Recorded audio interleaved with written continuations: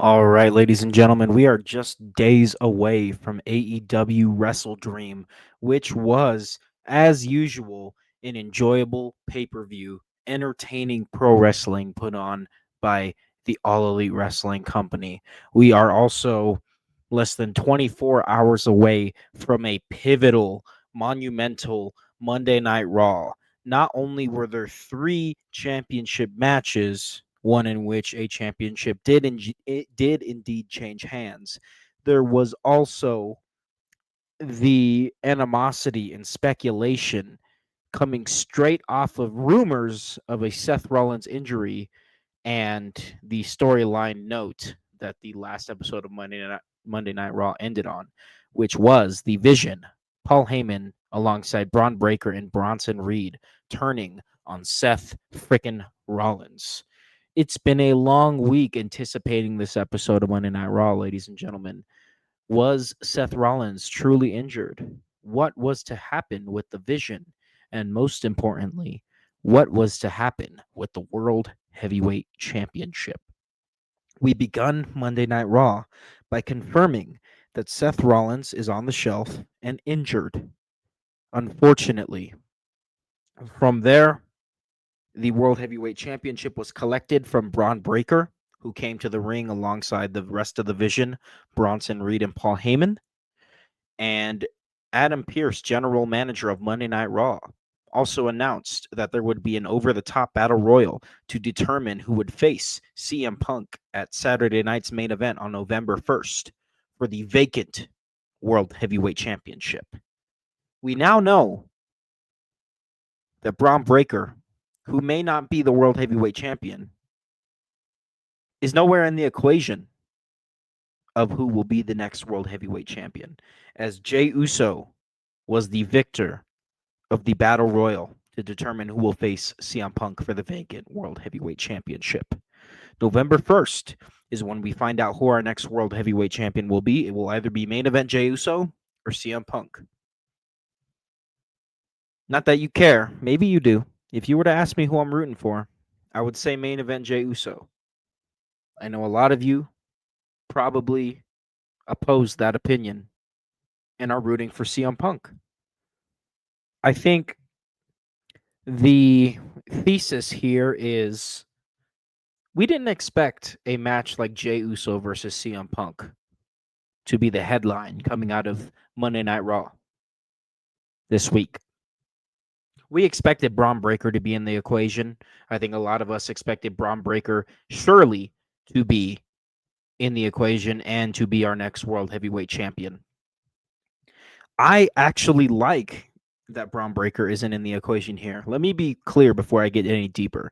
Anything is possible.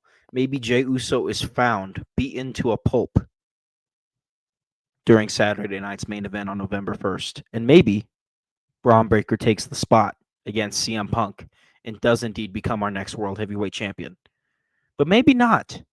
You can go either way with Jey Uso or CM Punk. I personally, as much as I don't as much as I'm not the target audience, I think is the best way to say this. As much as I'm not the target audience for Jey Uso and everything and all this success that's coming with him, I prefer him over CM Punk. I think the World Heavyweight Championship is for guys like Jey Uso, guys like Braun Breaker. If you want to put some gold around CM Punk, I think you build him towards the undisputed WWE Championship, which is a little bit more of a fit for him, in my personal opinion. Now, I know he's already won the World Heavyweight Championship, even if it was only for a couple minutes at this year's SummerSlam. So at the end of the day, if CM Punk is our next World Heavyweight Champion, I understand. It's great. While I personally may not be the hugest CM Punk fan, a lot of people are. And CM Punk makes a lot of people feel very special when he is wrestling. And I respect that. Even if he's not for me, I'm glad that he makes a lot of people in this community happy. Okay? Let me make that very clear. I think what I'm trying to get at here is I just love the unpredictability of this, right? Even with Jey Uso versus CM Punk solidified for our next World Heavyweight Championship match, it feels like anything can happen. And even if nothing out of the ordinary happens, right? The belt goes on Jey Uso or the belt goes on CM Punk. We have something to build to. We have something to build to, right? We have Braun Breaker to build to, whether Braun Breaker wins the Royal Rumble and wins the title at WrestleMania, or whether he gets it before, or even if they go ahead and build it to have him winning the belt later in 2026, sometime after WrestleMania. I think we're in a good spot here. The Seth Rollins injury is nothing short of devastating, especially for someone like me who is a humongous Seth Rollins fan. If Seth Rollins didn't exist, I probably wouldn't have this show. If Seth Rollins didn't exist, I probably would not be a wrestling fan right now. That's how deep this runs for me. Seth Rollins is somebody that I saw win the WWE World Heavyweight Championship in 2015 at WrestleMania, and somebody that encouraged me through his greatness indirectly to get back into wrestling 10 years ago. And here we are with the Wrestling is Bullshit podcast 10 years later. Very interesting. Life can be interesting. So, yeah, the Seth Rollins injury was a low blow, a deep hit. Some may say it's karma for the fake injury that happened earlier this year. I'm not going to disagree with that, you know? I don't think faking injuries brings good energy to the promotion, brings good energy to the company, brings good energy to the division, to the show, to the wrestler, whatever's involved. I don't think faking an injury is good energy. But this is wrestling and you got to get creative. So I'm not going to harp on it too much. I'm just not going to disagree with those who say that this is karma biting WWE and Seth Rollins in the ass, right? Because that's very possible. Anywho, we have Jey Uso versus CM Punk to crown our next World Heavyweight Champion. We have a long-term storyline building Braun Breaker to the World Heavyweight Championship. Give him some good reps. Get him in there when he's ready. We have something to look forward to. Maybe at night 1 or even night 2 of WrestleMania in 2026. We also have a story for Seth Rollins when he's ready to come back. We have 2 stories for Seth Rollins. You know, Seth Rollins has been in the WWE for 13 years, since 2012. So you got to think for guys like Roman Reigns and Seth Rollins, the amount of things that you can still do with them where they are the focal point, meaning they're not there to put other people over. Roman Reigns has been used to put other people over, even in victory, right? Putting Solo Sikoa over, even though he won. Putting Bronson Reed over, losing to Bronson Reed at the most recent Premium Live event. You got to think for Seth Rollins, a program that that puts him in the center lies with Cody Rhodes, right? You're going to have Braun Breaker and Bronson Reed continue to be heels on Raw. When Seth Rollins comes back, maybe you send his ass to SmackDown.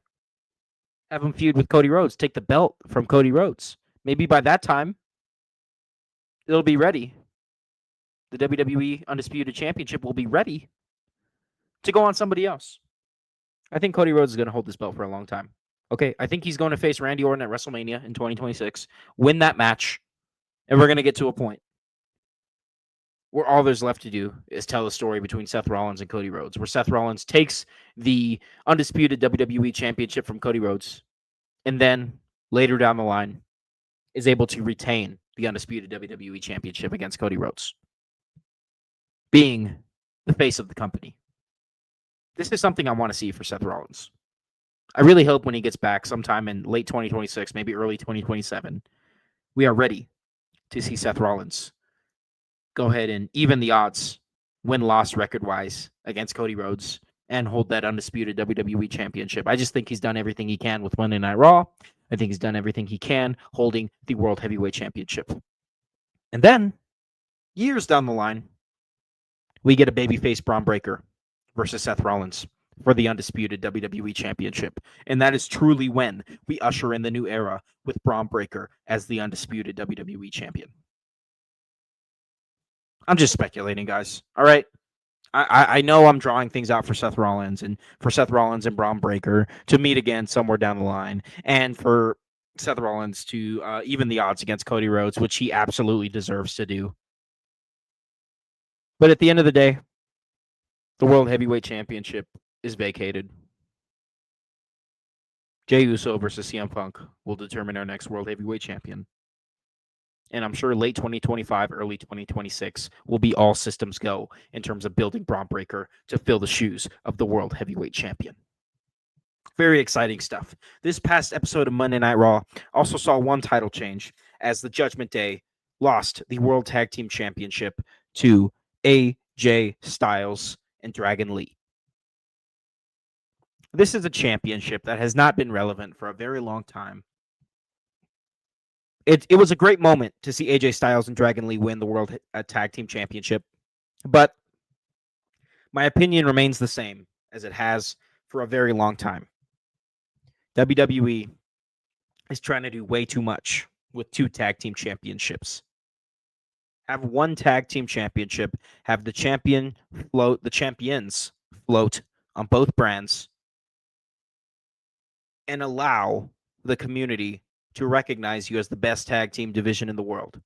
Because right now, Monday Night Raw's tag team division and their lackluster championships, which have gone from lackluster reign to lackluster reign to lackluster reign, are preventing WWE from being acknowledged as the best tag team division in the world.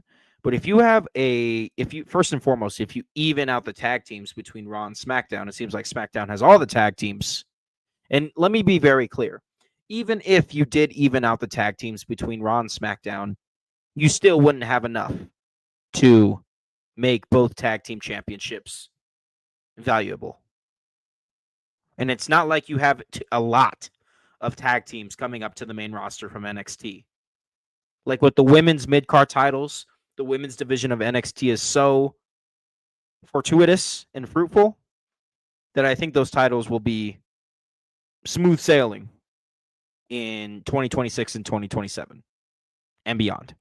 Okay, the women's mid-card championships will be great. I can't say the same for having 2 tag team championships in WWE, even if you find a way to balance the tag teams on each roster. You have the champions float. You have 1 pair of champions, and they float between Raw and SmackDown. And if that happens, guys, we are looking at one of the best tag team divisions that any wrestling promotion has ever produced. Seriously.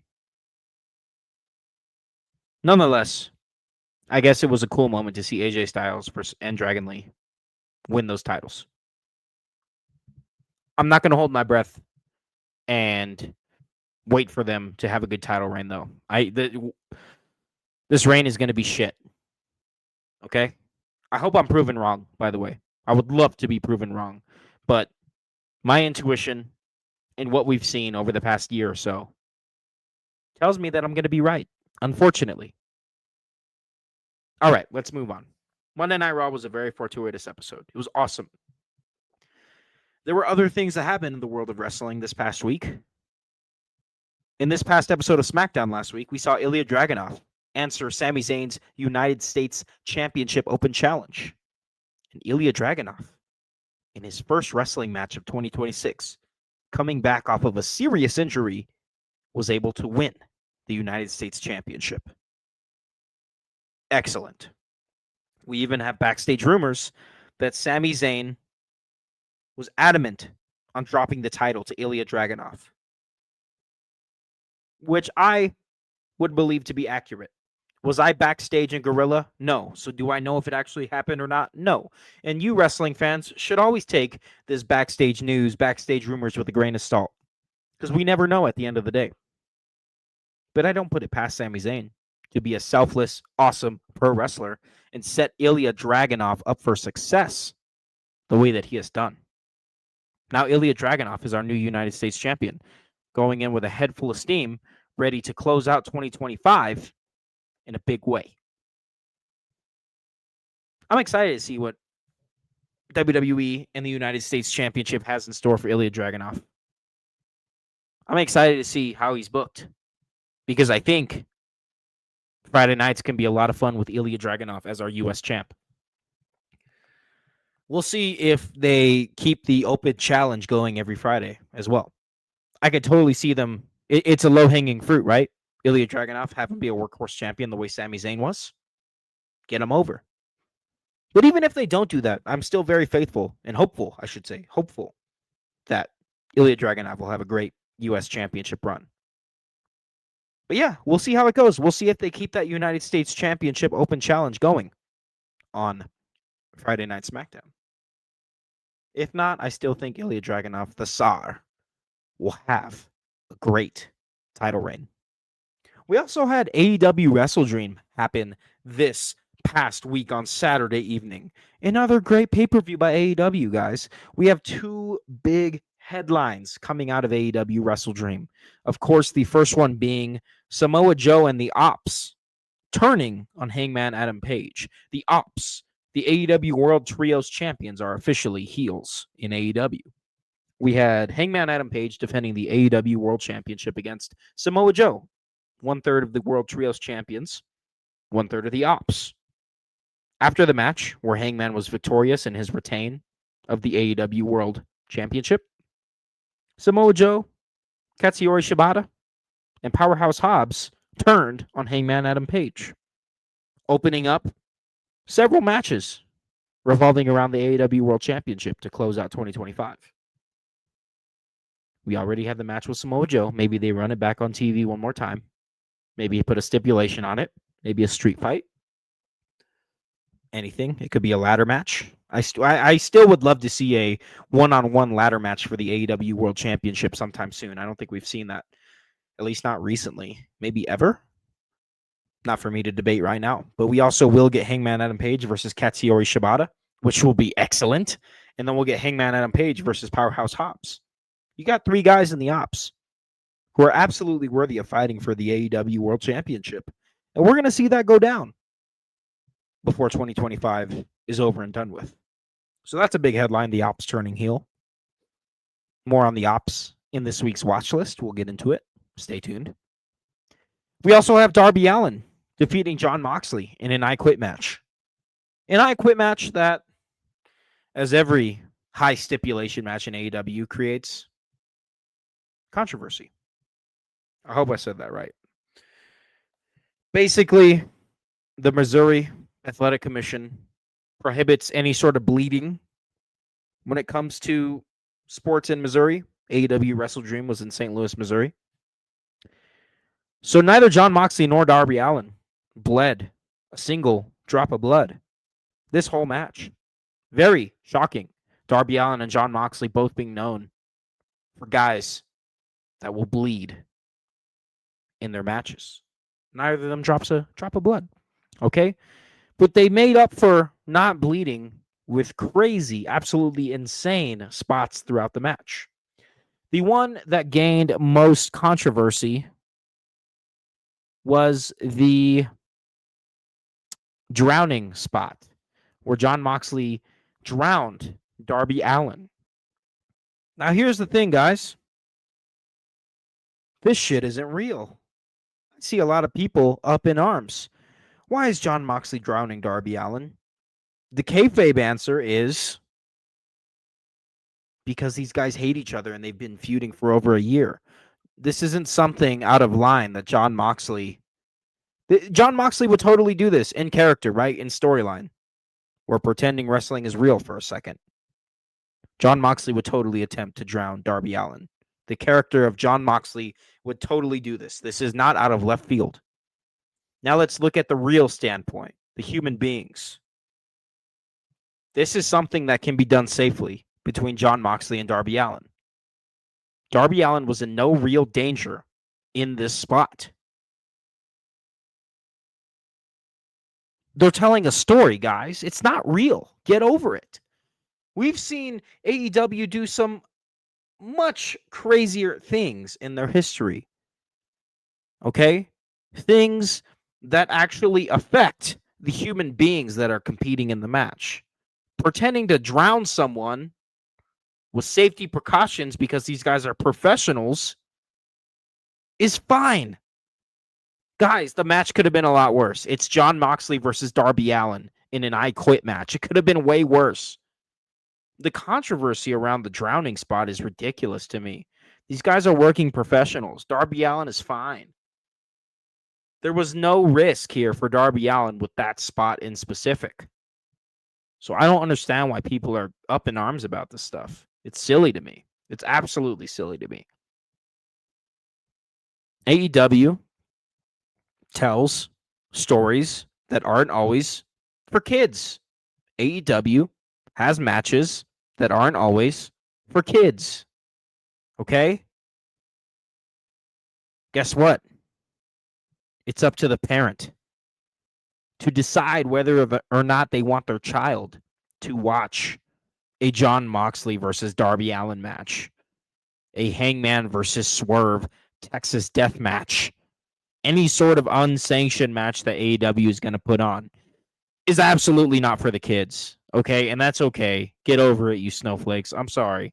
It's ridiculous that y'all are up in arms about the drowning spot. These guys are professionals. No one was in true danger here. These are two athletes telling a story through the medium of pro wrestling. Get a grip. And if you're a parent and you don't want your kid watching this stuff, that's fine. I totally get it. That makes sense to me. I don't have children personally, but if I did, and you ask me right now, would I let my children watch a Jon Moxley versus Darby Allin match that I knew was going to be intense? At the very least, if I was to say yes, I would ensure that I had a conversation with them before and after the match, that this is not something that is to be tried at home or at school, obviously. And if my answer would be no, then that's fine too. WWE is great for kids, okay? WWE is great for all ages, I should say. It's great that we have WWE, which appeals to all ages, and it's great that we have AEW that appeals more to a mature audience. Not a big deal. The match was fine overall. The match was fine. I wasn't disappointed by any means. I definitely thought we were going to see some crazier stuff. And I guess part of me is relieved that we didn't. Right? So, yeah, I thought the match was fine. It was cool. It was good. Maybe not great. Maybe not great, but it was good. And that's all it needed to be. I definitely think the story overall has been fantastic. The one that they've took over a year to tell. That's been fantastic. Nothing short of it. And who knows? Maybe we're not done here. I'm totally okay with being done here with Jon Moxley and Darby Allin. I'm sure we can reopen this can of worms sometime later down the line. And that's what I think we should wait to do. But ultimately, yeah, it was fine. It was great. It was cool. Other matches included Jamie Hayter defeating Tekla. All right, Jamie Hayter gaining some momentum there, some huge momentum. I definitely thought Tekla was going to have that W in the bag. But you know what, man? I love Jamie Hayter. I love seeing her get a big win here at the WrestleDream pay-per-view. We also had Jurassic Express defeating the Young Bucks. Another fantastic match. Definitely the beginning of a new story. And I'm excited to see where it goes. We had the Hurt Syndicate defeat the Demand. We had Kyle Fletcher defeat Mark Briscoe in what was a well-built match. Kyle Fletcher's been built well. Mark Briscoe has been built well. And they went ahead and delivered. You can count on both men, Kyle Fletcher and Mark Briscoe, to deliver like you can depend on the sun to come up in the morning. And this was fantastic. Fantastic build, slow build throughout the year, and fantastic match. We had Chris Statlander defeat Timeless Toni Storm to solidify herself as the definitive AEW Women's World Champion. Right? This also seems to be the beginning of something else. We are now in the Chris Statlander era when it comes to the AEW Women's World Championship. Timeless Toni Storm seems to be entering the tag team division with Mina Shirakawa by her side. Mina Shirakawa losing to Mercedes Moné. Okay, Mercedes Moné and Chris Statlander seeming to begin some sort of feud. That's absolutely going to be interesting. Chris Statlander, AEW Women's World Champion, and Mercedes Moné, TBS Champion. Mercedes Moné now also has about 12 freaking belts, which is, I'm not going to lie. I don't love it. I love Mercedes Moné as an athlete and a performer. I think she's fantastic. She was one of my favorite women's wrestlers, Sasha Banks in NXT, as well as the main roster of WWE. And I think she's been excellent in ring wise for AEW. This is something that we're never going to see again, right? One wrestler holding 12 different belts. It's unique. Do I love it?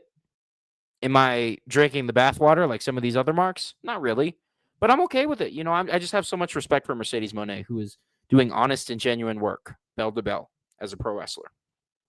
We also had, in my opinion, what was match of the night, Brodito taking on Kazuchika Okada and Konosuke Takeshita. Brodito retaining the AEW World Tag Team Championship, and what was an excellent match. Excellent freaking match. Tag team wrestling looking good over there in AEW. You know, from a roster standpoint, I'd almost say that WWE has a lot more of a fortuitous tag team division, but I think and women's division, to be clear. Okay, on paper, from a roster standpoint, WWE does. Did I say AEW? I meant WWE. WWE has a fantastic tag team division on both brands of Raw and SmackDown, and a fantastic women's division across all three brands, Raw, SmackDown, and NXT. But when you look at how AEW is utilizing their women's wrestlers and their tag teams, I think that AEW, personally, in my opinion, is doing a much better job. So while they may not have the star-studded roster of the tag team division and women's division of WWE, they are doing a much better job of utilizing their talent and having good wrestling in their weekly shows and their pay-per-views from a tag team and women's standpoint. Absolutely. I will say that. Shout out to AEW. And this was my favorite match. Brodito versus Konosuke Takeshita and Kazuchika Okada. It was awesome. Okay. Everything else we've pretty much already talked about. I think AEW WrestleDream delivered as usual and was refreshing, as AEW pay-per-views are. Refreshing. All right, that's it for the results. You know, we also have a bit of news here, one piece of news, and that is the big chatter about WWE utilizing AI to optimize their storytelling process throughout the year. I've already heard a lot of people in the community have this take, such as Wrestle Talk and others. I think Wrestle Juice, right? Steve over there at Wrestle Juice mentioned what I'm about to say. But as long as AI isn't replacing the storytelling process that WWE has through creative, I'm okay with the utilization of AI, right? I'm going to be honest. AI is not here to replace people. AI will help the people that learn how to use it. We're not talking about getting rid of the human condition. We're not talking about getting rid of the human element. We're talking about optimizing the creative process here, optimizing any process. All right. So as long as WWE learns how to facilitate AI and optimize their storylines while continuing to have the human condition and the human process into it, again, AI not replacing the human creative aspect of storytelling in WWE, but simply being a tool that is used, I think that's totally fine, guys. I think this is a nothing burger of something that people have been talking about in the community a lot, and it's silly to me. All right, it's silly. Of course, WWE is using AI. I mean, hell, probably AEW is probably using that shit too. I'd be willing to bet the house that AEW is also using AI to optimize their creative process. I mean, why wouldn't they? It's time to stop fearing AI. I understand why we fear AI. I understand why our fears are valid. But at the end of the day, it's not going anywhere, guys. And it's our job as individuals to ensure that the human process still remains in whatever we do professionally and personally that has AI as a tool. Shit, WWE uses AI. I could care less. Okay. I probably could have told you that without having any knowledge of whether or not they actually use AI. I would have been like, yep, why? I mean, I just said it about AEW. They probably use AI. Yeah, I bet they do. Why wouldn't they? It's a helpful tool. Okay. Now, if you're replacing the storytelling process with AI, that's something completely different. But I don't think that's what's being said here. And I don't think that's what's happening here. It would be completely obvious. Okay. So, yeah, bit of a nothing burger for the news portion of today's show. Let's get into the watch list, shall we? Monday Night Raw has already passed. We started the show by talking about Monday Night Raw in what felt like one of the most important Monday Night Raws in the past few years, right? We already talked about it. It was a fun show. 3 title matches and the determination of what is in store for the future of the World Heavyweight Championship. And now we have 3 other shows to talk about, guys. We have NXT, where Leon Slater will defend the X Division Championship against Channing Stacks Lorenzo. Hey, man, all I got to say is anytime you get the chance to watch Leon Slater defend the X Division Championship, tune in because he's amazing. I can comfortably say that Leon Slater is probably the most underrated wrestler, the most underrated champion in the world right now. All right. This is a guy that cut his teeth in Rev Pro, right? That's a metaphor that I'm using. Cut your teeth, right? He got his reps in Rev Pro, Revolution Pro Wrestling out of the UK, and then made his way over to TNA. What has to have been a couple years ago by now. And now he is getting his spot after recently dethroning Moose and becoming the new X Division champion. And he has been kicking ass. He has been having fantastic matches. NXT this Tuesday, TNA X Division champion Leon Slater is in action, defending the belt. Check it out. Channing Stacks Lorenzo is also a promising young talent who I think can absolutely have a future in WWE's main roster mid-card scene. AEW Dynamite, okay? Two big matches here. We have the Ops defending the AEW World Trios Championship against the Hurt Syndicate in what is an explosive, a huge, a gigantic title match. Okay, the Ops versus the Hurt Syndicate for the AEW World Trios Championship. Hell yes. Let's do it, man. That's awesome. We also have Kazuchika Okada defending the Unified Championship against Bandito, which in my opinion, and I'll call AEW out for this, all right? I know I usually sing the praises of AEW because I personally enjoy what they put out. Not to say I don't also enjoy WWE, but to say that I enjoy AEW.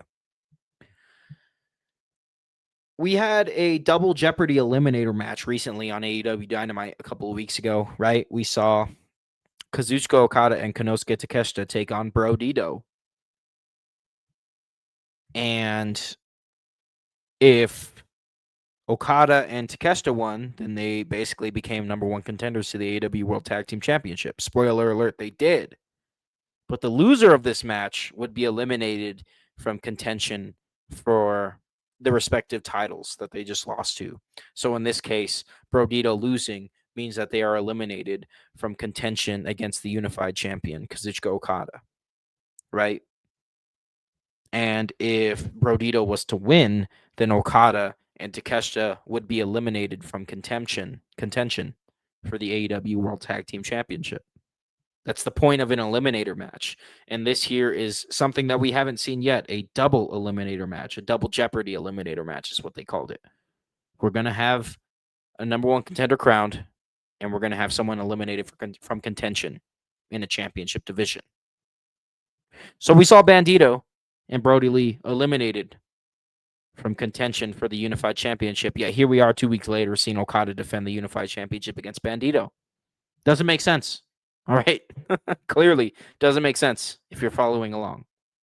And I wouldn't blame you if you weren't, because I suck at explaining things sometimes. Yeah, it doesn't make sense. I think if you want to do a double Jeopardy eliminator match again in the future, if you're AEW, you just want to make sure that you are following the rules that you have established. Because clearly this championship match for the Unified Championship between Okada and Bandito is not doing so. And don't get me wrong, I'm very excited for Okada and Bandito. But if you're going to create these unique stipulations and these unique eliminator matches that have consequences, then you should probably follow the consequences, because falling short of so hurts the validity of your reputation and your show and your promotion. Is it that big of a deal? No. But if I'm going to hold WWE to that standard, I also have to hold AEW to that standard. Absolutely. Okay, so while I am excited for Okada versus Bandito for the Unified Championship on Dynamite this Wednesday, I will point out that it's kind of whack based on the continuity that we've got. I think it was 2 weeks ago in that double Jeopardy eliminator match. Okay, let's move on. We also have on Saturday NXT Halloween Havoc. Okay, we have the Hardys defending the NXT Tag Team Championship against Dark State. We have Ethan Page defending the North American Championship against El Hijo de Dr. Wagner Jr.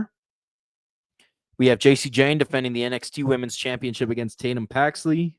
And last but not least, we have Ricky Saints defending the NXT Championship against Trick Williams.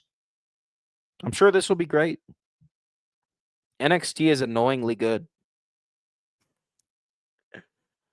I think it's one of those things where there's so much good wrestling out there right now that it's hard to keep up with everything. And while I may not watch NXT every week, I do when I do turn in, I remind myself like, dude, I should be watching this more. This is fantastic. So that's what I mean when I say annoyingly good. Okay, like it's kind of just tough because TNA is awesome right now. AEW and WWE are both awesome right now. NXT gets lost in the shuffle for me personally, and I know a lot of people can relate. I talk to a lot of people and they say the same thing. But if you're thinking of watching NXT, I have nothing but good things to say about it, right? You got the TNA and NXT stuff going on at all times. You got just a lot of talent, a lot of young, promising talent cutting their teeth in NXT, getting their reps in NXT. It's absolutely worth a watch, ladies and gentlemen. I recommend it 100%. NXT Halloween Havoc will be exclusive to Peacock for the US. And if you are able to access Netflix internationally, then you will be able to watch NXT Halloween Havoc. All right. That's all I got for you guys, man. It's been a fun show. A lot of wrestling. Yeah. Be good, be happy. Take care of yourselves. Say hi to your mother for me. Peace out.